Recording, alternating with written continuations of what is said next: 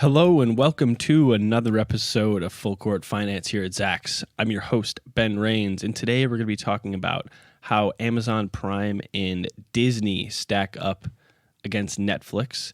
Today I want to take a look at how two of the most well-known companies in the world are fighting for their streaming TV supremacy at the moment, which also happens to include sports, which some of their other competing services lack.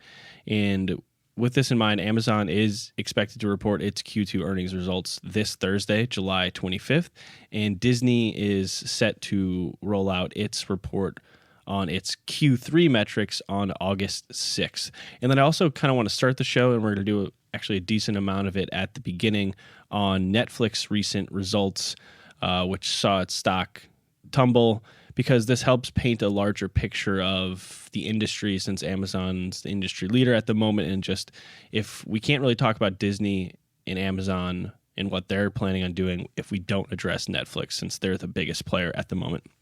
But before we do that, I want to say, remember, if you have any questions or episode suggestions, please feel free to shoot us an email over at podcast@zacks.com. Also, make sure to subscribe and leave a review wherever you listen to your podcasts. So as I mentioned, we're going to do a quick Q2 overview of Netflix and then dive into a little bit more of the details, as some of you might have seen last week, that led to Netflix stock tanking. So Netflix posted adjusted Q2 earnings of 60 cents per share, which topped our Zacks consensus estimates last Wednesday, but this marked a significant fall from the year-ago period's 85 cents per share. On top of that, Netflix fell just slightly short of Wall Street estimates on the top line, and it came in at $4.92 billion. Its sales were up 26% year over year, and this topped Q1's 22% top line expansion.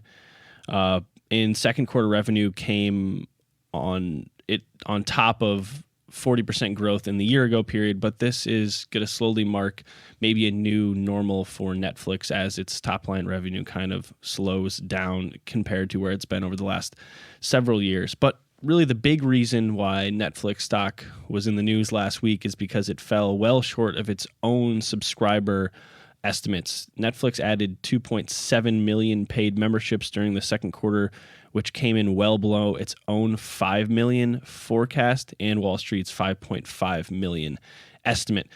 And even more shocking, the California-based company noted that it had roughly 130,000 fewer subscribers in the U.S. in Q2 than it did at the end of the first quarter. So it was its first quarter-over-quarter subscriber decline in the U.S. since 2011. And this might not spell bad news for Netflix, but it certainly wasn't a good sign, especially as it faces all of this soon-to-be competition later this year and early in 2020. So, as I mentioned, Netflix has done this before. This is obviously not the first time Netflix has ever missed its subscriber numbers.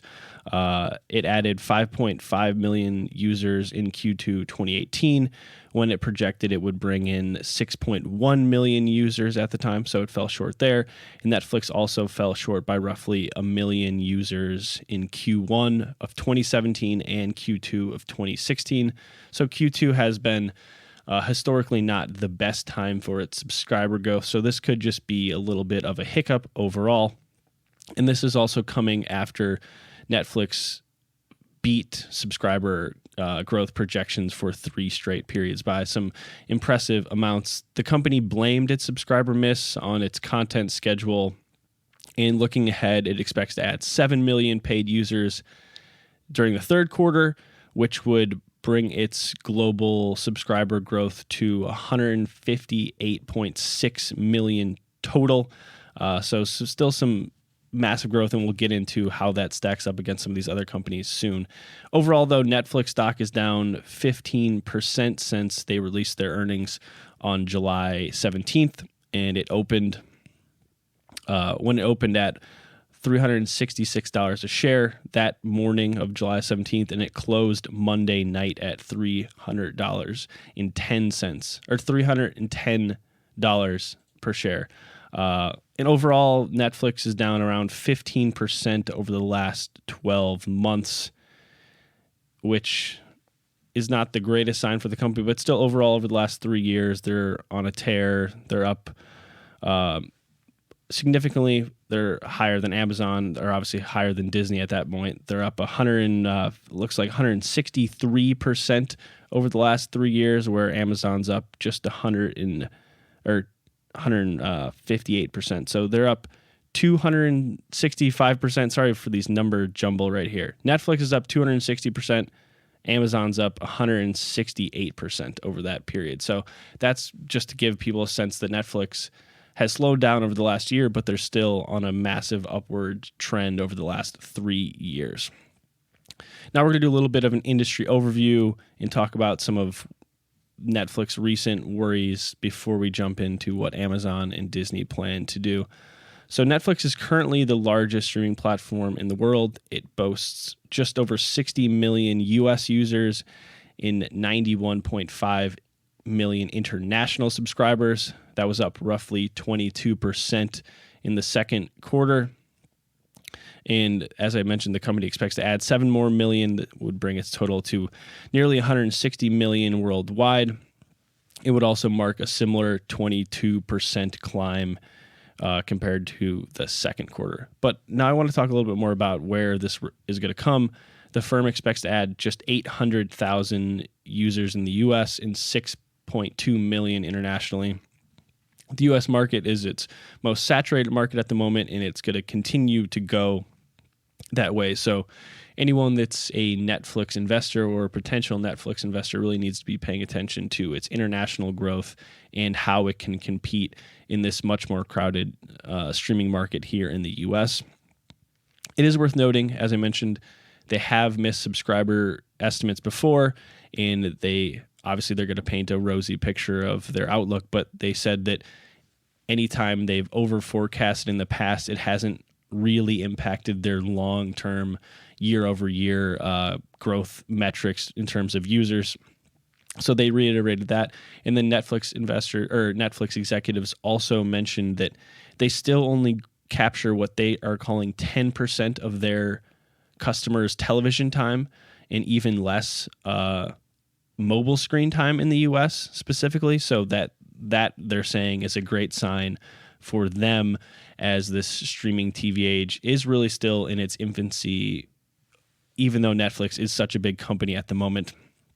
But now I want to talk about what might be worrisome for Netflix and why Amazon and Disney and some of these other players might be able to gain market share quicker than some might expect, since Netflix had such a big head start and has such a massive user base so far. As some people might have heard over the last month and a half or so, Netflix has lost 2 of its most watched TV shows here in the U.S. It lost The Office and Friends, and both of those are headed to rival platforms within the next few years. HBO Max is where Friends is going to head, and The Office is going to be part of NBC Universal's streaming TV offering that's going to roll out in 2020. So The Office is currently Netflix's #1 show, according to Nielsen data. This is from 2018. Netflix executives don't really like to talk about anything that's not their programming. They've obviously addressed some of these issues before, but overall, library programming, this is according to Nielsen, which includes TV reruns licensed from other studios, accounted for 72% of total viewing minutes in 2018 in the U.S. And obviously Netflix has been preparing for people like Disney and NBC and all these other companies pulling their content to start their own streaming platforms. That's why they've been spending billions of dollars on their original TV shows. But it is shocking that reruns of old TV shows do account for such a massive chunk of the viewing minutes, which is really a big metric that is key for all of these companies in the streaming space. So it's going to be hard maybe for Netflix to recreate that rerun. I'm watching 15 episodes of Office in a 2-day span just because it's easy to watch, where their shows have been great, but I don't want to get too into the weeds on that. It's going to be hard for them to create that rerun watchability factor, especially at the moment. But as I mentioned, they've been spending billions of dollars on their own original TV content, movies, TV shows, which is really impacting their debt levels. Their free cash flow actually is expected to be negative $3.5 billion in fiscal 2019, with a slight improvement in 2020. And then in the meantime, and this is from their latest release, the company said, our plan is to use high yield debt to fund our content investments, as we did in April. So they're taking on more debt to fund their content strategy, which they see as really the only way they can grow their user base, is to have more and more shows. So it'll be interesting to watch what Netflix does going forward. And now we're going to get into what their competitors are doing. So Netflix standard plan currently costs $12.99 per month, with its 4-screen premium offering running just under $16 at $15.99.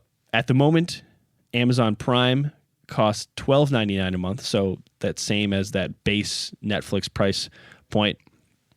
And Jeff Bezos and Amazon are a little, they don't like to give that many details about things they don't feel are necessary, so they've been very vague with Prime figures for the longest time. But they have said that Prime has over 100 million users, which is obviously a very vague number, but that puts it into perspective compared to where Netflix is at the moment.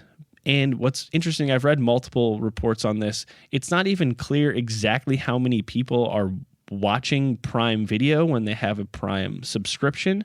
So a lot of the people who have Prime memberships are using it for the shipping deals and the different discounts on Amazon's retail website, which Prime Video is included in. So it's interesting to see that at the moment, it seems like a lot of people, and I've even done some random polls in our office, and people who have Prime memberships don't even necessarily watch Prime Video, as I said. So that could be a good thing.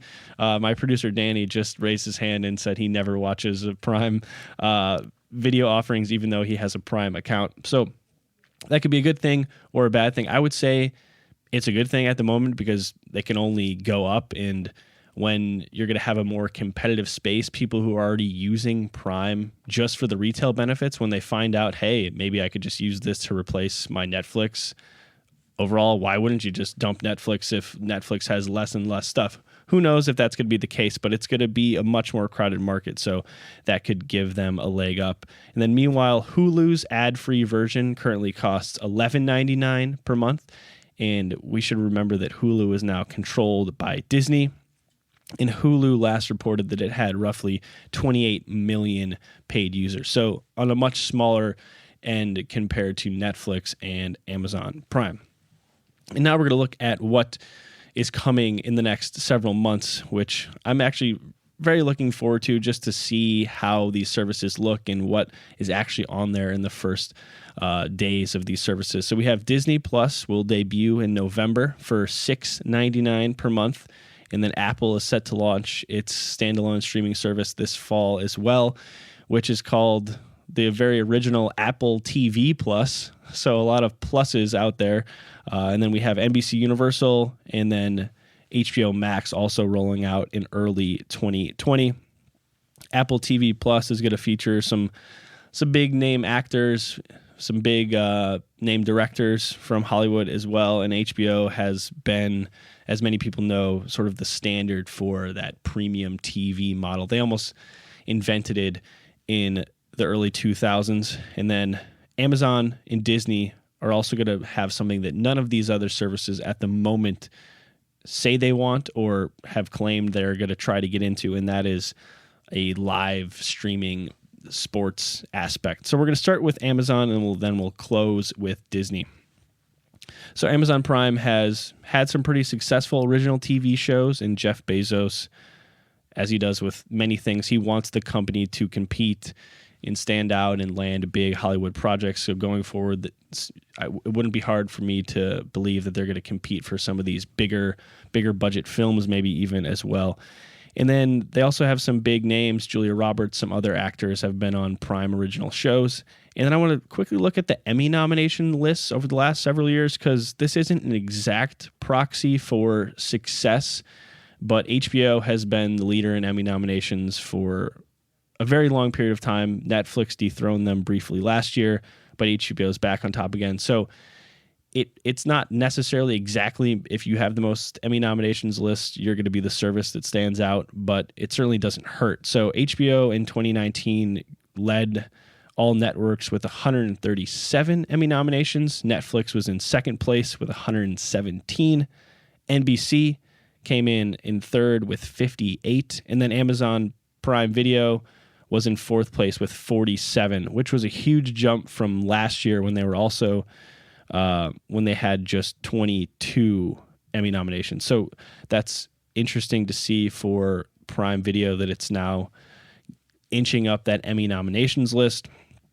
They also had one of their standout shows came in second only to Game of Thrones in terms of overall Emmy nominations, and that was The Marvelous Miss Maisel with 20 Emmy nominations this year, which was also in front of HBO's Chernobyl and Saturday Night Live. So that gives people a perspective of how some of these small, successful properties can go a long way. I mean, people signed up for HBO just to have Game of Thrones. So these things do matter. And then overall, Amazon, as I said, is trying to push out more and more of this real noteworthy original content. They've reportedly paid $250 million to make what they hope could be the next big sci-fi kind of fantasy show in the wake of Game of Thrones leaving the airwaves for the first time in almost a decade, and that is the Lord of the Rings series that's been now teased for the last couple years. Over the last several days, they've said they've casted some of the characters, but they've spent a lot of money on this, and we'll see if this rolls out in the next several years. But that's definitely a show that they've been slowly hyping and that they are placing a lot of faith on. But now I want to get to what they're also doing, which HBO and Netflix are not doing. They're offering people the ability to watch live sports. They currently have U.S. rights for Thursday Night Football, which is the NFL, which is still king of sports in America, no matter what anyone else really says. They've agreed to pay about $65 million per season. So this will run through this upcoming season. So over the last 3 years, they'll have had Thursday Night Football for 2017, 2018, and then 2019. And they got those rights in 2017 after Twitter had the Thursday Night Football rights, and that kind of flamed out, that it didn't seem many people were really watching Thursday Night Football on Twitter. As I mentioned, they have the rights along with Fox. So long term, Amazon is going to have to spend money to have its own infrastructure, I would assume. But then on top of its Thursday Night Football, they also have a lot of original sports-based documentary shows. Some series have been successful. Their All or Nothing programming kind of follows different sports teams, including NFL teams, soccer teams. They even did one on the New Zealand rugby team, so some international appeal there.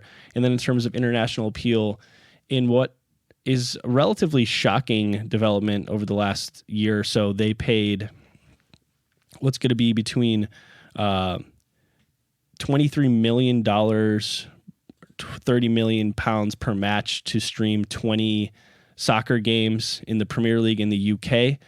This is going to start this upcoming season, and they're going to have the exclusive rights to these games in the UK. The Premier League is the biggest sports league in the world, so that's kind of a crazy thing that's kind of flown under the radar since it's not here in the US. But to get the Premier League rights in the UK, which is the home of the Premier League, for their holiday slate of games is really impressive. It'd be kind of like a UK broadcaster coming in, or a UK e-commerce company, which is what Amazon is, coming in and buying NFL rights for Thanksgiving or NBA Christmas Day rights. So that's a really interesting development to watch. They're also own Twitch, which is a streaming video game platform that they've kind of experimented with the NBA's developmental league in different aspects of Thursday Night Football as well. So Amazon is definitely thinking about the long game.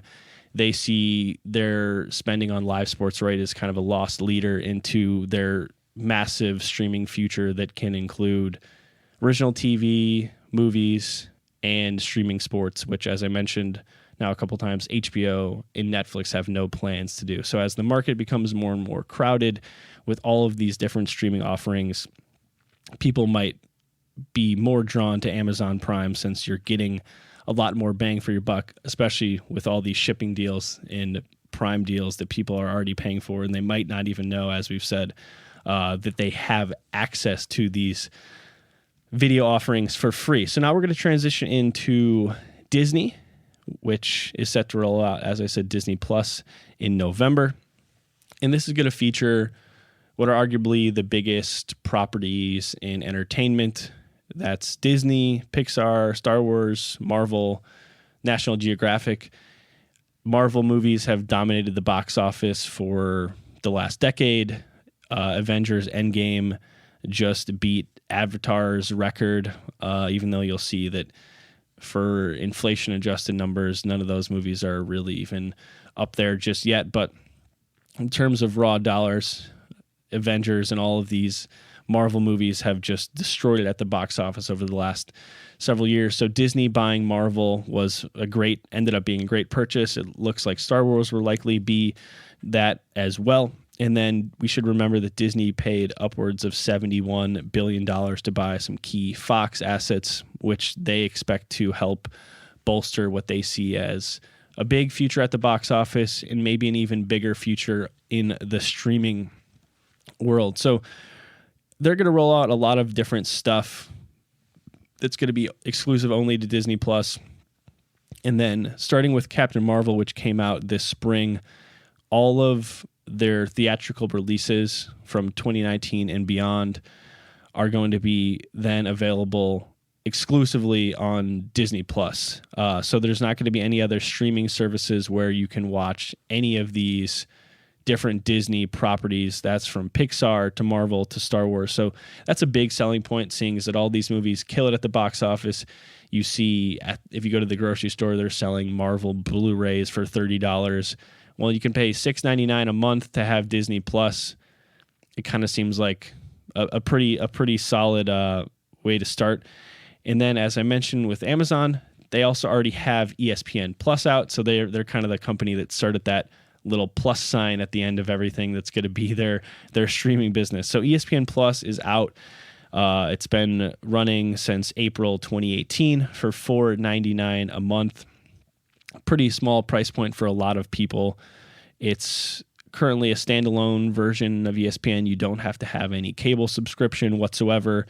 They last reported that they had over 2 million paid users, which it's probably up a lot since then, since that number came out several months ago.